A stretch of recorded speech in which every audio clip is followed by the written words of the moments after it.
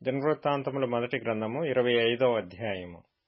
మరియు దావీదును సైన్యాధిపతులను ఆసాపు, హేమాను, యెదూతూను అను వారి కుమారులలో కొందరిని సేవ నిమిత్తమై ప్రత్యేకపరచి సితారాలను, స్వరమండలములను, తాళములను వాయించుచు ప్రకటించున్నట్లుగా నియమించిరి.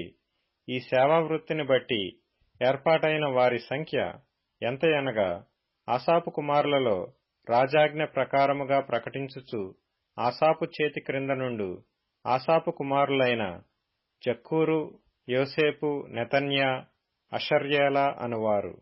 యెదూతూను సంబంధులలో స్తుతి పాటలు పాడుచు యెహోవాను స్తుతించుటకై సితారాను వాయించుచు ప్రకటించు తమ తండ్రి అయిన యెదూతూను చేతి క్రింద నుండు యెదూతూను కుమారులైన గెదల్యా, జెరి, యెషయా, హషబ్యా, మత్తిత్యా అను 6.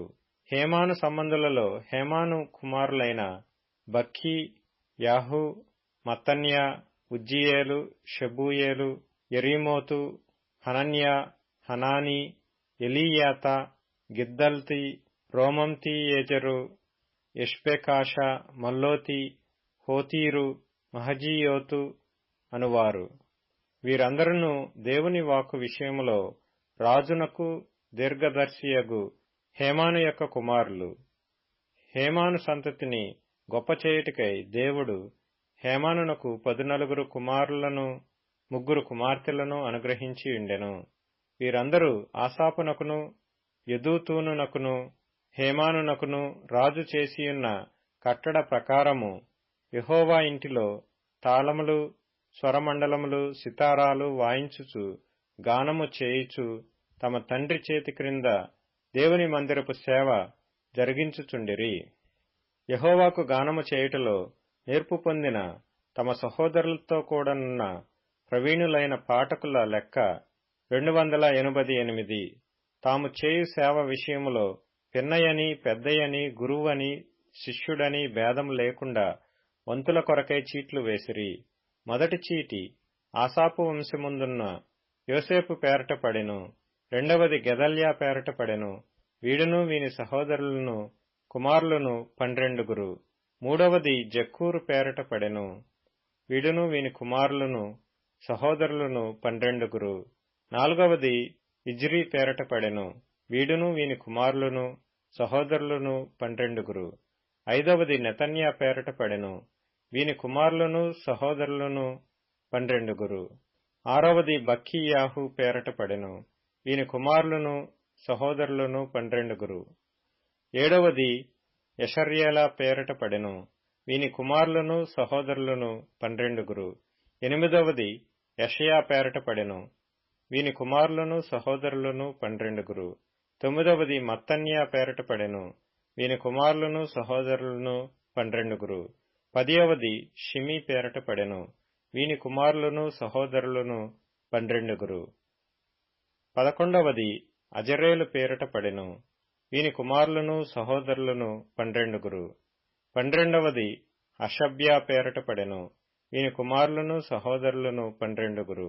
13వది షూబాయేలు పేరట పడెను. వీని కుమారులను సహోదరులను 12. 14వది మత్తిత్యా పేరట పడెను.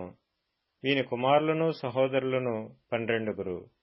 15వది యెరేమోతు పేరట పడెను. వీని కుమారులను సహోదరులను 12. 16వది హనన్యా పేరట పడెను.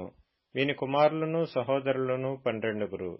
17వది ఎష్బెకాషా పేరట పడెను. వీని కుమారులను సహోదరులను 12. 18వది హనానీ పేరట పడెను.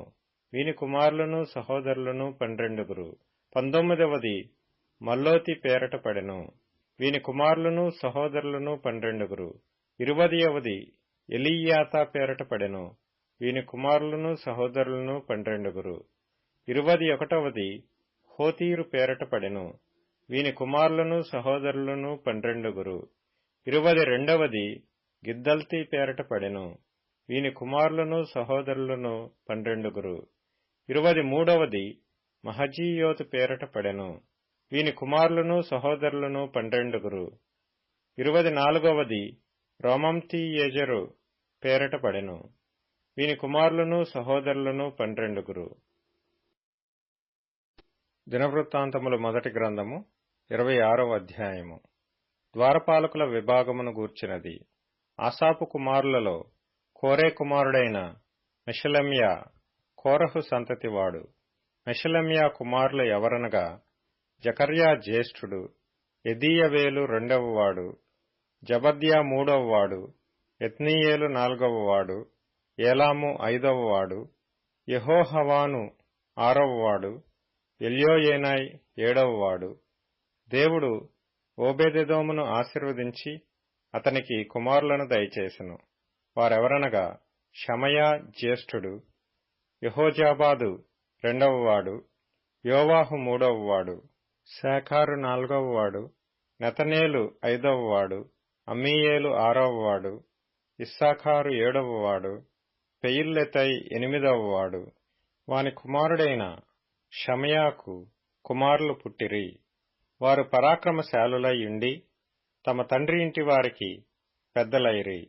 షమయా కుమారులు ఓత్ని, రెఫాయేలు, ఓబెదు, ఎల్జాబాదు. బలాఢ్యులైన అతని సహోదరులు ఎలీహు, నెమఖ్యా. ఓబెదెదోము కుమారులైన వీరును వీరి కుమారులను వీరి సహోదరులను 62. వారు తమ పని చేయుటలో మంచి గట్టివారు. మెషలెమ్యాకు కలిగిన కుమారులను సహోదరులను పరాక్రమశాలులు వీరు 18 మంది. మెరారీయులలో హోసా అనువానికి కలిగిన కుమారులు ఎవరనగా జ్యేష్ఠుడగు షిమ్రి. వీడు జ్యేష్ఠుడు కాకపోయినను వాని తండ్రి వాని జ్యేష్ఠ భాగస్థునిగా చేసెను. రెండవ వాడగు హిల్కీయా, మూడవ వాడగు టెబల్యాహు, నాలుగవ వాడగు జకర్యా. హోసా కుమారులను సహోదరులను అందరూ కలిసి 13. ఈలాగున ఏర్పాటైన తరగతులను బట్టి యెహోవా మందిరములో వంతుల ప్రకారముగా తమ సహోదరులు చేయునట్లు సేవ చేయుటకు ఈ ద్వారపాలకులు అనగా వారిలోని పెద్దలు జవాబుదారులుగా నియమింపబడిరి. చిన్నలకేమి పెద్దలకేమి పితరుల ఇంటి వరుసను బట్టి ఒక్కొక్క ద్వారమునొద్ద కావలి యుండుటకై వారు చీట్లు వేసిరి. తూర్పు తట్టు కావలి షెలెమ్యాకు పడెను. వివేకము గల ఆలోచనకర్తయైన అతని కుమారుడగు జకర్యాకు చీటీ వేయగా ఉత్తరపు తట్టు కావలి వానికి పడెను. ఓబెదెదోమునకు దక్షిణపు వైపు కావలియు అతని కుమారులకు అసుప్పీమను ఇంటి కావలియు పడెను.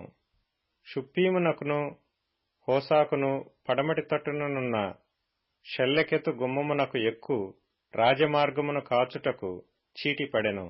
తూర్పున లేవీయులైన 6, ఉత్తరమున దినమునకు 4, దక్షిణమున దినమునకు 4, అసుప్పీమునొద్ద 2, బయట ద్వారమునొద్దను పడమరగా ఎక్కిపోవు రాజమార్గమునొద్దను 4, వెలుపటి త్రోవయందు 2 ఏర్పాటైరి.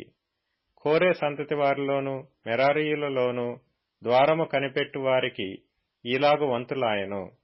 కడకు లేవీయులలో అహీయా అనువాడు దేవుని మందిరపు బొక్కసమును ప్రతిష్ఠితములగు వస్తువుల బొక్కసములను కాచువాడుగా నియమింపబడెను. లద్దాను కుమారులను గూర్చినది. గెర్షోనీయుడైన లద్దాను కుమారులు అనగా గెర్షోనీయులై తమ పితరుల ఇండ్లకు పెద్దలై ఉన్నవారిని గూర్చినది. యెహీయేలి కుమారులైన జేతామును వాని సహోదరుడైన యోవేలును యెహోవా మందిరపు బొక్కసములకు కావలి కాయువారు. అమ్రామీయులు, ఇస్హారీయులు, హెబ్రోనీయులు, ఉజ్జీయేలీయులు అనువారిని గూర్చినది. మోషే కుమారుడైన గెర్షోమునకు పుట్టిన షెబూయేలు బొక్కసము మీద ప్రధానిగా నియమింపబడెను. ఎలీయెజరు సంతతి వారగు షెబూయేలు సహోదరులు ఎవరనగా వాని కుమారుడైన రెహబ్యా, రెహబ్యా కుమారుడైన యెషయా, యెషయా కుమారుడైన యెహోరాము, యెహోరాము కుమారుడైన జిక్రీ, జిక్రీ కుమారుడైన షెలోమీతు.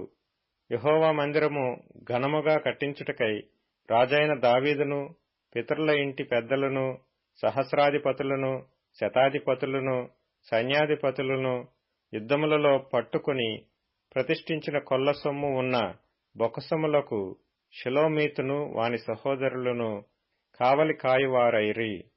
దీర్ఘదర్శి సమూయేలును, కీషు కుమారుడైన సౌలును, నేరు కుమారుడైన అబ్నేరును, సెరూయా కుమారుడైన యోవాబును ప్రతిష్ఠించిన సొమ్మంతయు షెలోమీతు చేతి క్రిందను వాని సహోదరుల చేతి క్రిందను ఉంచబడెను. ఇస్హారీయులను గూర్చినది. వారిలో కెనన్యాయును వాని కుమారులను బయటి పని జరిగించుటకై ఇశ్రాయేలీలకు లేఖికులుగాను న్యాయాధిపతులుగాను నియమింపబడిరి. హెబ్రోనీయులను గూర్చినది. హషబ్యాయును వాని సహోదరులను పరాక్రమశాలులను 1700 సంఖ్య కలవారు. వీరు యొర్దాను ఈవల పడమటి వైపున నుండు ఇశ్రాయేలీల మీద యెహోవా సేవను గూర్చిన నాటన్నిటి విషయములోనూ రాజు నియమించిన పని విషయములోనూ పై విచారణకర్తలుగా నియమింపబడిరి. హెబ్రోనీయులను గూర్చినది. హెబ్రోనీయుల పితరుల ఇంటి పెద్దలందరికీ యెరీయా పెద్దయాయను. దావీదు ఏలుబడిలో 40వ సంవత్సరమున వారి సంగతి విచారింపగా వారిలో గిలాదు దేశములోని యాజేరునందున్న వారు పరాక్రమశాలులుగా కనబడిరి. పరాక్రమశాలులగు వాని సహోదరులు 2700 మంది ఇంటి పెద్దలుగా కనబడిరి. దావీదు రాజు దేవుని సంబంధమైన కార్యముల విషయములోను రాజకార్యముల విషయములోను రూబేనీయుల మీదను గాదీయుల మీదను మనష్షే అర్ధగోత్రపు వారి మీదను వారిని నియమించెను. కీర్తనల గ్రంథం 86వ కీర్తన. యెహోవా, నేను నీ సత్యము ననుసరించి నడుచుకొనున్నట్లు నీ మార్గమును నాకు బోధింపుము. నీ నామమునకు భయపడునట్లు నా హృదయమునకు ఏకదృష్టి కలగజేయుము. నా పూర్ణ హృదయముతో నేను నీకు కృతజ్ఞతాస్తుతులు చెల్లించెదను. నీ నామమును నిత్యము మహిమపరచెదను. ప్రభువా, నా దేవా, నా ఎడల నీవు చూపిన కృప అధికమైనది. పాతాళపు అగాధము నుండి నా ప్రాణమును తప్పించియున్నావు. దేవా, గర్విష్ఠుల నా మీదికి లేచియున్నారు. బలాత్కారులు గుంపుగూడి నా ప్రాణము తీయజూచుచున్నారు. వారు నిన్ను లక్ష్యపెట్టని వారై యున్నారు. ప్రభువా, నీవు దయాదాక్షిణ్యములు గల దేవుడవు, దీర్ఘశాంతుడవు, కృపాసత్యములతో నిండినవాడవు. నా తట్టు తిరిగి నన్ను కరుణింపుము. నీ సేవకునికి నీ బలము అనుగ్రహింపుము. నీ సేవకురాలి కుమారుని రక్షింపుము. యెహోవా, నీవు నాకు సహాయుడవై నన్నాదరించుచున్నావు. నా పగవారు చూచి సిగ్గుపడునట్లు శుభకరమైన ఆనవాలు నాకు కనుపరచుము. సామెతల గ్రంథం 18వ అధ్యాయం. నరుని ఆత్మ వాని వ్యాధి నోర్చును, నలిగిన హృదయమును ఎవడు సహింపగలడు? జ్ఞానుల చెవి తెలివిని వెదుకును, వివేకము గల మనస్సు తెలివిని సంపాదించును. అపోస్తలుల కార్యములు 20వ అధ్యాయం. ఆ అల్లరి అణిగిన తరువాత పౌలు శిష్యులను తన యొద్దకు పిలువనంపించి హెచ్చరించిన మీదట వారి యొద్ద సెలవు పుచ్చుకుని మాసిదోనియాకు వెళ్ళుటకు బయలుదేరెను. ఆ ప్రదేశముల యందు సంచరించి పెక్కు మాటలతో వారిని హెచ్చరించి గ్రీసునకు వచ్చెను. అతడు అక్కడ 3 నెలలు గడిపి ఓడ ఎక్కి సిరియాకు వెళ్ళవలెననియుండగా అతని విషయమై యూదులు కుట్ర చేయుచున్నందున మసిదోనియా మీదుగా తిరిగి రావలెనని నిశ్చయించుకొనెను. మరియు పుర్రు కుమారుడును బెరయ పట్టణస్థుడునైన సోపత్రును, దెసలోనికయలో అరిస్తరకును, సెకందును, దెర్బే పట్టణస్థుడైన గాయియును, తిమోతియును, ఆసియా దేశస్థులైన తనకు త్రోఫిమును అతనితో కూడా వచ్చిరి. వీరు ముందుగా వెళ్లి త్రోయలో మా కొరకు కనిపెట్టుకొనియుండిరి. పులియని రొట్టెల దినములైన తరువాత మేము ఓడ ఎక్కి ఫిలిప్పి విడిచి 5 దినములలో త్రోయకు వచ్చి అచ్చట వారి యొద్ద 7 దినములు గడిపితిమి. ఆదివారమున మేము రొట్టె విరుచుటకు కూడినప్పుడు పౌలు మరునాడు వెళ్లనయ్యుండి వారితో ప్రసంగించుచు అర్ధరాత్రి వరకు విస్తరించి మాటలాడుచుండెను. మేము కూడియున్న మేడగదిలో అనేక దీపములుండెను. అప్పుడు ఐతుకు అనునొక యవనస్తుడు కిటికీలో కూర్చుండి గాఢ నిద్రపోయి పౌలు చాలాసేపు ప్రసంగించుచుండగా నిద్రభారము వలన జోగి 3వ అంతస్తు నుండి క్రింద పడి చనిపోయిన వాడై ఎత్తబడెను. అంతట పౌలు క్రిందికి వెళ్లి అతని మీద పడి కౌగిలించుకొని, మీరు తొందరపడకుడి, అతని ప్రాణమతనిలోనే నున్నదని వారితో చెప్పెను. అతడు మరల పైకి వచ్చి రొట్టె విరిచి పుచ్చుకొని తెల్లవారు వరకు విస్తారంగా సంభాషించి బయలుదేరెను. వారు బ్రతికిన ఆ చిన్నవానిని తీసుకుని వచ్చినప్పుడు వారికి విశేషమైన ఆదరణ కలిగెను. మేము ముందుగా ఓడ ఎక్కి అస్సులో పౌలును ఎక్కించుకొనవలెనని అక్కడికి వెళ్ళితిమి. తాను కాలినడకను వెళ్ళవలెనని అతడా ప్రకారముగా మాకు నియమించియుండెను. అస్సులో అతడు మాతో కలుసుకొనినప్పుడు మేమతనిని ఎక్కించుకొని మితులేనేకు వచ్చితిమి. అచ్చటి నుండి వెళ్లి మరునాడు కేయోసునకు దూరముగా వచ్చితిమి. మరునాడు సమోసునకు చేరి ఆ మరునాడు మిలేతుకు వచ్చితిమి. సాధ్యమైతే పెంతెకోస్తు దినమున యెరూషలేములో ఉండవలెనని పౌలు త్వరపడుచుండెను గనుక అతడు ఆసియాలో కాలహరణము చేయకుండా ఎఫెస్సుకు దాటిపోవలెనని నిశ్చయించుకొని ఉండెను. అతడు మిలేతు నుండి ఎఫెసునకు వర్తమానము పంపి సంఘపు పెద్దలను పిలిపించెను. వారు తన యొద్దకు వచ్చినప్పుడు అతడు వారితో ఇట్లనెను: నేను ఆసియాలో కాలు పెట్టిన దినము నుండి ఎల్లకాలము మీ మధ్య ఎలాగు నడుచుకొంటినో మీరే ఎరుగుదురు. యూదుల కుట్ర వలన నాకు శోధనలు సంభవించినను కన్నీళ్లు విడుచుచు పూర్ణమైన వినయభావముతో నేనెలాగు ప్రభువును సేవించుచుంటినో మీకే తెలియును. మరియు ప్రయోజనకరమైనది ఏదియు దాచుకొనక బహిరంగముగాను ఇంటింటను మీకు తెలియజేయుచు బోధించుచు దేవుని ఎదుట మారు మనస్సు పొంది మన ప్రభువైన యేసు క్రీస్తునందు విశ్వాసముంచవలెనని యూదులకును గ్రీసు దేశస్థులకును ఎలాగు సాక్ష్యమిచ్చుచుంటినో ఇదంతయు మీకు తెలియును.